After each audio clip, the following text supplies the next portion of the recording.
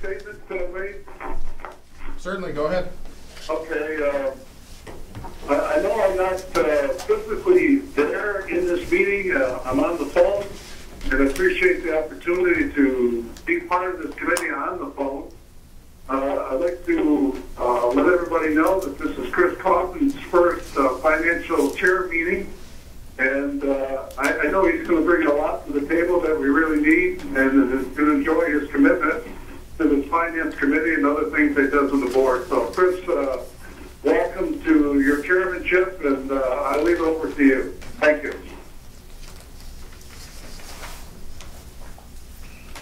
Well, Sam, I'm surprised that you suggest that I chair this. So I'm just kind of ill-prepared to function as chair, but is that actually what you intended? Absolutely. In that case, I have an agenda. I can follow it. So the first item on the agenda is the approval or appointment of an independent auditor. And Wade, I have to defer to you. We have paperwork in front of us. Sure, I can help with this in both the hard copy and electronic form. So each year the authority appoints an independent auditor. For several years it's been EFPR Group. Prior to that it was Tosky, which is the same organization here. They're proposing costs for the year ended March 31st, 2018 for $19,160 for the Ogdensburg Bridge and Port Authority, $4,640 for the Ogdensburg Border Station, and $1,250 for the PFC program audit.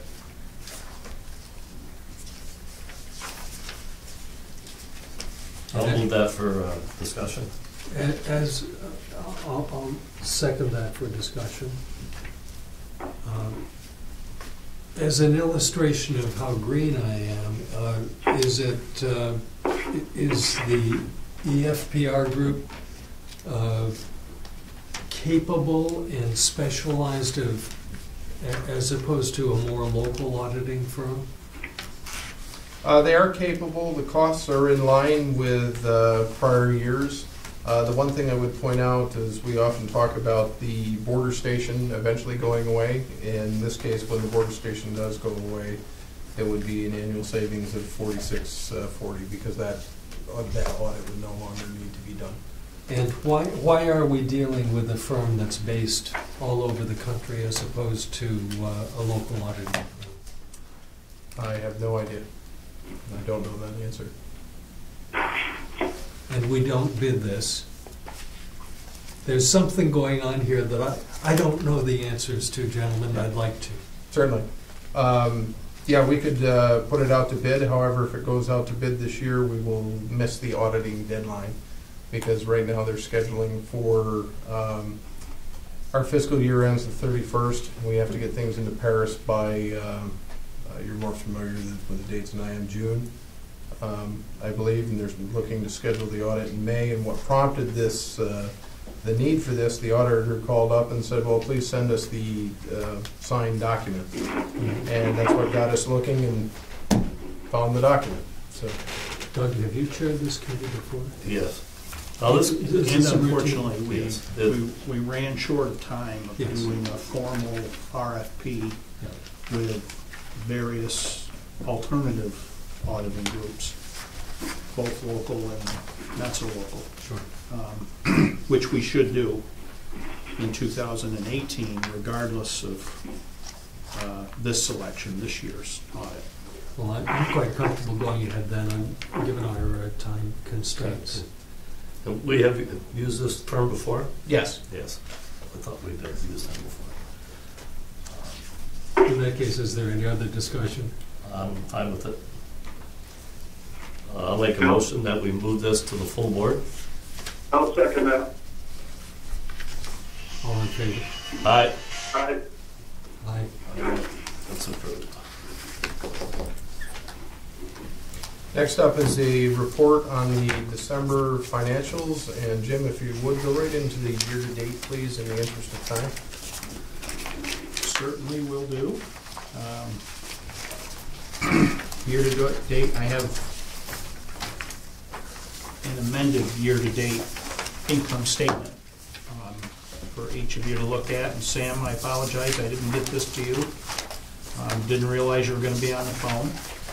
The only difference between this form and the form you received via email, Sam, is a listing of extraordinary items.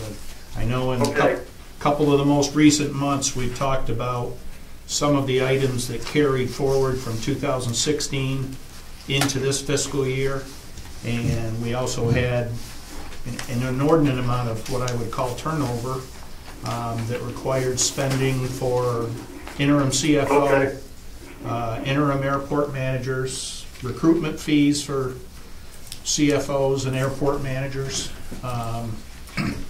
and additional legal fees that were considered to be extraordinary items above and beyond. And then we also had some discussion in the past about the large list of finance charges that were added to some of our invoices based on the delays of our 2 financing programs. So that's dollars that are listed there as well. Okay. Overall, the year-to-date income statement through 9 months shows a $431,000 loss.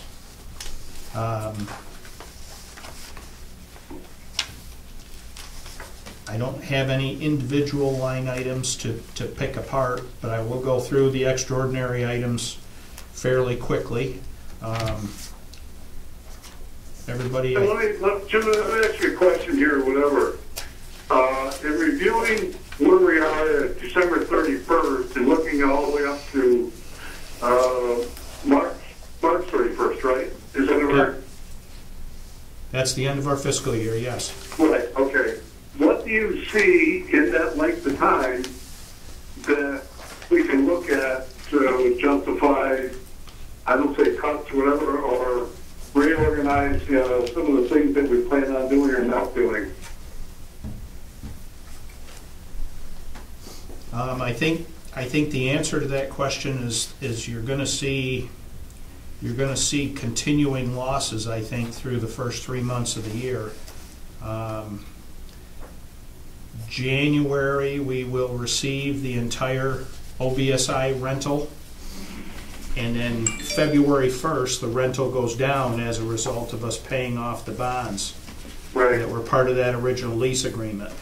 And then the added factor is the port doesn't receive any ships in the springtime. So no income. So we're not going to see a lot of income coming out of the port, except for the truck traffic and perhaps some railroad traffic with the salt pickups. So we're contemplating, I guess I would say, a laundry list of items, one of which is going to be presented in an executive session about thoughts of how we can trim back expenses. Okay, I mean, that's really basically what I'm asking you. And primarily to devise to some insight on doing that. Okay. help those airport numbers somewhat. Okay. And you'll recall we also pulled the lever as well and assigned 2 personnel out to the airport as well and did not backfill. Okay. Well, that's squeaking things out, isn't it? Just refresh my memory. The professional fees, contracted services of $617 at the airport. What is that? That includes airport janitorial services with NYSARC. It includes the LEO law enforcement security coverage at the airport. It includes all the VOLO expenses. It's on the street. It includes the expenses of MAPCO that run the parking operation. Oops. Anything missing? No, you got it. I think that's all of them. Before. Well, I look at the revenue side of that airport, and I guess there's not many more areas that we're gonna get more revenue from at this point in time. You should see a steady, small but steady increase in the parking fees with the additional Tampa flights. And we're just seeing the first full month of that in December, and those parking fees were up quite a bit. Quite a bit.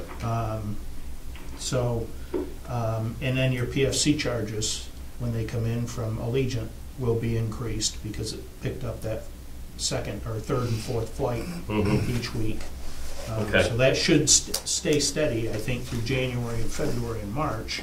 The income from them areas. The income, and I did take the liberty of taking a close look at the year-to-date airport revenues when they were all compiled and in what we put in the budget, and we have to make about $150,000 more during the 12 months of 2018 to be able to meet those budget numbers. We're going to end up 823, I think, was the number that I came up with, if I just extend the first 9 months and the last 3 months out, and we ended up around 823. And if you recall in the budget, we rounded it up to an even $1 million. So. Okay. I believe that's coming from PFC charges, it's coming from parking revenue increases, and some fuel sales. We don't get fuel sales from the Allegiant flights. For our next meeting, if you could give us a spreadsheet, not a spread, a sheet, and giving us the parking revenues for each month, so we could actually see, Oh, sure. how much they're going up for, for the. Yeah. I did this month for both your December report and your year-to-date report. Yes. I broke out the biggest of the airport volumes or revenues separately. I did see that, yeah. So that you can see the numbers. Okay. Yes, all right. Perhaps should be doing the same thing on the expense side. All right. Because they're such big numbers. Yep. All right, thank you.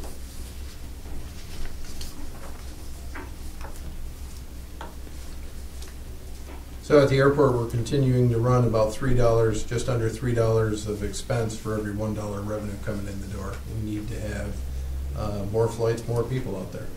That's the gist of that whole category. There are some things that we can do to shave this around the edges. We'll talk about some of those in executive session because they deal specifically with contract items.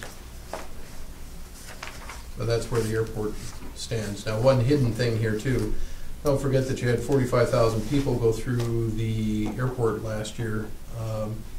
Some of them came from across the bridge, and that equates to about $40,000 to $50,000 of bridge revenue that's sitting over in the bridge category that's airport generated. So, all right. Then you've got the oddball things that happened, as Jim mentioned, the $58,000 for finance charges. Spent $70,000 on de-icer so far, and then with airport personnel changeover, there was an additional $51,000 cost that would not normally be there. Thank you.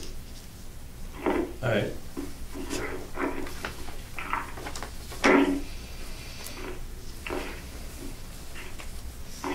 Any other questions on the financial statements? I don't have any. Oops. Just that we need more money. Need more money. Need more revenue. Very true. Wade, in my attendance at both the full board meetings and this, there's been occasional discussion of trying to generate more flights. And while that's an aspiration, I don't know what sort of plans there might be to try to generate more flights. I assume at some point there will be a discussion of that, is that correct? There will be. I can hold that until executive session because, That again, will- that's something that shouldn't be on the public Sure, record. that so. would be fine. Next item on the agenda, discussion of finances. I'll turn this over to you. I assume that you can lead the discussion. Yes. Did you do this in public session or? executive session. For the specific items on the, why don't you go ahead and do it in public session? There's Okay. nothing here that, I've got- in this particular item. I've that got needs to be 4 different covered. areas that we probably need to have conversation about. Sure. First one, the line of credit of operations, that can very easily be combined with the line of credit for grant reimbursement. And let me enter those discussions with the ideas that our recent financing almost made us whole.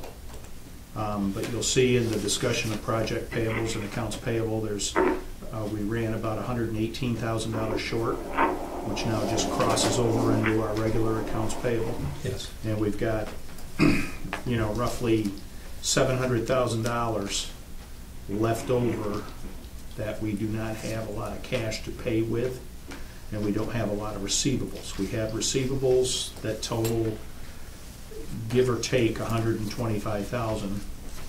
Very little, if any, operating cash, because we're running pretty lean right now. And we have a large retirement payment due Thursday that we are going to make, by the way, with certain permissions. But I've been thinking about a line of credit to backfill those financing shortfalls,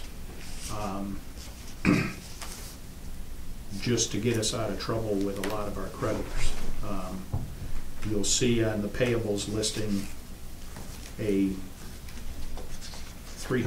almost $400,000 of that $700,000 is over 90 days old. So they're older and continuing to get older, and we're having a lot of trouble paying for them. So the other issue we ran into a lot in 2017 is as our cash reserves were depleted on the back end of that airport expansion project, we didn't have the funds to cover our grant reimbursable items. So in order to get the grant reimbursement, you have to pay the bills. Mm-hmm. So we couldn't pay the bills because we didn't have the money, so we were kind of in a catch-22 there, for anywhere from $500,000 to $1 million. And I would like to approach a banking institution quite similar to what we did with the big airport expansion project. We had a key bank line of credit. That was much, much larger. I'm thinking something along the lines of $750,000 to $1 million to cover all of those grant reimbursable items. The other thing we have coming in summer of 2018 is the hiring of longshoremen, and the cost associated with the wind turbine project will escalate rapidly. The revenues and the cash receipts for the billings for those projects will not follow for 60 to 90 days, or 45 to 60 days. So we're going to run short, and we're going to have a lot of trouble, paying those payrolls, those enhanced payrolls, without having some form of line of credit to advance us the money and then guarantee the payment back to the bank with the grant reimbursement. So if we go along with what you just said, the first thing on the grant reimbursements for the airport. So we go borrow $5 million. We pay them bills off, then we get reimbursed. The money we get reimbursed will pay that loan off? Yes. Okay. Yep. It's almost a 3-week process. So Yep. we pay the invoices from the grant projects, and then the state has been reimbursing us within about 2 weeks of filing those grant applications, and Okay. we've developed a little niche in how to do that. I think the state's done a lot better. I mean, historically, the state's taken much longer, Yes. Yes. and so Yeah. everybody stays on the hook during that time. And they've done much, much, much better in the last 18 months to 2 years, where they're turning over those grant reimbursements. So as long as we do them correctly, get them filed timely, Okay. they turn the money around in 2 weeks, and that part works pretty good, and it's pretty safe. Okay.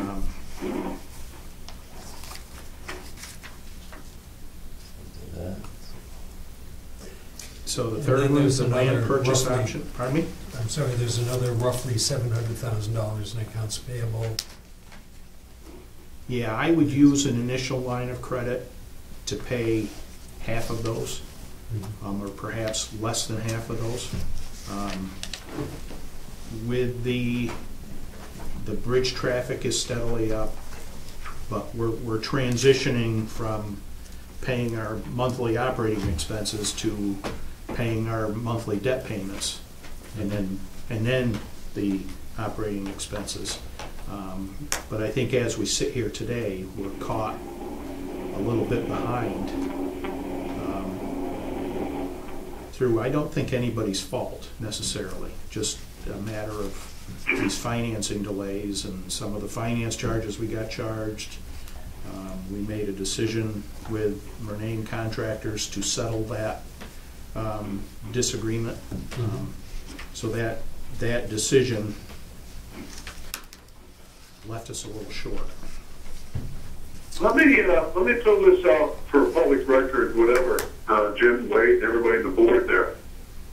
Before we started this project, we were showing a $350, $400 loss every year anyways. And so the airport isn't taking an $800,000 loss, okay? It's really taking a $400,000 loss greater than it was before. You understand that point? Because that's something that we have to understand, that we already automatically had a $400,000 loss just with Cape Air and the way operations were going. And so the vending machine we have now has the potential to do something about that. The vending machine before wasn't going to do anything more than show a $400,000 loss every year. And so take that in consideration of what the risk was and what the outcome of that risk. We're calling it investment. That's how you look at it. But I mean, that's an important thing to remember as we move forward of what we have presented ourselves with. So I think that lends itself to the financing question of, do we go out and apply for approximately $700,000 line of credit? I think the answer to that question is yes, and here's why. It shows up in our audit from last year to basically stop financing our grant projects on the backs of our vendors, which is exactly what we're doing all over again here. Plus, as you mentioned, we settled the Murnane issue, which left us short of cash coming out of the airport project. So my question to the group would then be: we put this out to a little over 14 months ago, I believe, to a competitive, or not a competitive bid, but an RFQ. Are you comfortable with going from the results of that RFQ, and we'll just reopen discussion with the institutions from that RFQ? I don't have any problem with that. What does Q stand for? Qualifications. Sorry, a request for qualifications. Well, I think that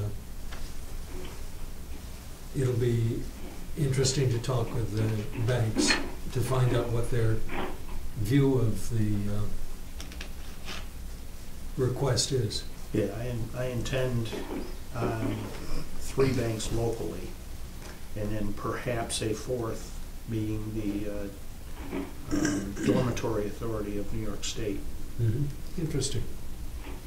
And appropriate, I think. Yeah, I absolutely support figuring out a multi-year plan to address payables, and you know, if this has to be extended over a couple of years, then let's do it with somebody who's game to view it that way, which our vendors are not coming into this. Yeah, well, you know, A and B can be combined. Yeah. You know, so you have the money there to advance for the grant reimbursables, and then the money to pay them back. That sounds great. So C and D are a little different flavor. If you look at the land purchase option, we're looking at picking up the option of one parcel of land that we have an option on, and a second parcel of land which is immediately adjacent and in a prime space or prime location for the airport to proceed with. So, and like I've said, we're kind of flat with our cash reserves. So, going the financing route is, and maybe the only option to acquire those properties. I support that with the, we've discussed the land purchase options before and what we have. But if we're going to do that, I think we need to start immediately in coming up with a plan of what we're going to do with that property. And let's get on the, let's be progressive on that, and let's move ahead. And if we've got a plan, then let's pursue the plan. If we don't have one, then I think it would be, it should be a priority for that airport. If we're looking for other areas for revenue, okay, and we've got that land and stuff available, and we do purchase it, we need to do something with it, and do something with it real quick. And I'd be happy to discuss the options with you in executive session. Okay. Because there is a plan there, but it's not appropriate to be on camera. All right, thank you. So the other financing discussion, The only thing, Jim, is send me a hard copy, or I mean, email with all what you have. oh yes, absolutely.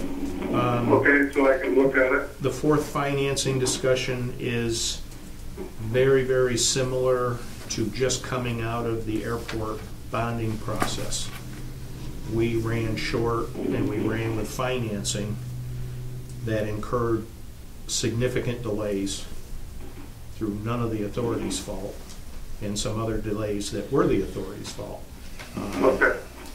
And we're going ahead with a port expansion project, which is going to have very similar numbers attached to it. We're looking at a $18 million project, or almost $19 million project, that has $13 million of grant funding. So the only place to come up with the other, unless we can come up with another grant or two to fill that gap, is we're going to be needing to look at $6-7 million of financing for that port expansion project to be realized. Does Leanne have And notice of that? I think it's much better to go into that project with knowing the money's in place Yes. than it is to be caught I totally on the agree. back end. I totally agree with you. And if we don't have that financing up front, as a board member, I don't think I could support that, going ahead with that project. That's a great idea, and I hope we can, I know you guys will work hard, the staff will work hard trying to accomplish that. And as I said, I'm only one board member, one opinion, but that would be my take, is if we better have that in line, in order, before I would be able to move on with that. I would also agree with that, because one of the interesting wrinkles we're trying to sort out is on Friday, we were informed by the Army Corps of Engineers that the state and federal projects were decoupled and are now standalone projects. Now, the importance of that is the synergies. With the synergies of both projects happening at the same time, there was about a $1 to $2 million pickup there in synergies. Now that they're separate projects, where is that extra $1.6 million coming from? And that's a discussion that we will have with the Corps and also with the state, because I don't want that to be automatically assumed as coming out of the authority's pocket. How did that decision come about, Wade, and all the things we talked about, putting them both together to save money? It was basically the environmental group that decoupled it. Fair statement, Steve? Yeah, there's some other issues on that, but that's one of the major ones. When you say environmental group, would that be? U.S. Army Corps of Engineers Environmental Section. And then I think there's some internal things with the way projects are run, which I don't have a really deep understanding of all the US or the Corps of Engineers things. And we do have an explanation on that, but we were going to meet later, the first part of February, and there'll be a more detailed explanation of where we're at. It just kind of came at us last week, and rather than go back and forth on the phone, we're going to have a meeting face-to-face with that, and basically hear all the reasons and also be able to ask questions such as yours to try to come back with the answers for you.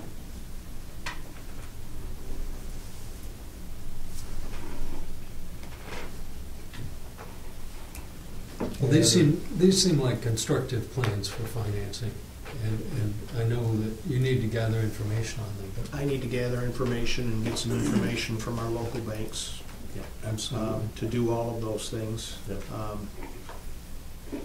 Obviously, we can't take action without board approval, so we won't take action without board approval. But, ideally, a month from now, we can come back to the Finance Committee with some viable options. So, That sounds good. sounds like a plan. All right, so where are we now? Number 4. Do you want to recover that? Please. Oh, please. yeah. Yeah, I touched on it. If you look at the report, it's really a picture of where we stand when all the dust settles with the recent financing activities and the payoff of all the settlements. And like I said, we ended up roughly $118,000 short. We had probably another $50,000 to $60,000 that were already in accounts payable that we intended on paying with that settlement. But then when we made the Murnane settlement, we had to rethink who got paid first and who we negotiated first. So it leaves us about $700,000, which is it's going to be covered by $120,000 of outstanding collections that'll be coming in the next 4 to 6 weeks. So that moves on time. And then we've got, just realized we have another grant reimbursable things for funds we've already spent on that should be able to help along those lines as well. I'd just like to make a quick comment here, and that's on the total finance charges. Total finance charges were about $257,000. The entire team here got those charges knocked down to just under $115,000, big picture. So that's that's real savings there. So thank you very much for the team. Well, thank you, Wade, for working hard behind the scenes to get that number down. It was really a team effort, Sam, but thank you. Yeah, you're welcome. Moving on, if there are no questions, I had hoped to have a purchase lease agreement on the locomotive for discussion today, but unfortunately that's not here in time. So we'll hold that over until the next meeting and put it under unfinished business, if that's all right, Mr. Coffey. And I see that the border station lease will be in executive session. Yes, we do have a need for executive session on the border station lease and one additional contractual item. I'll make a motion, we go in executive session. Second.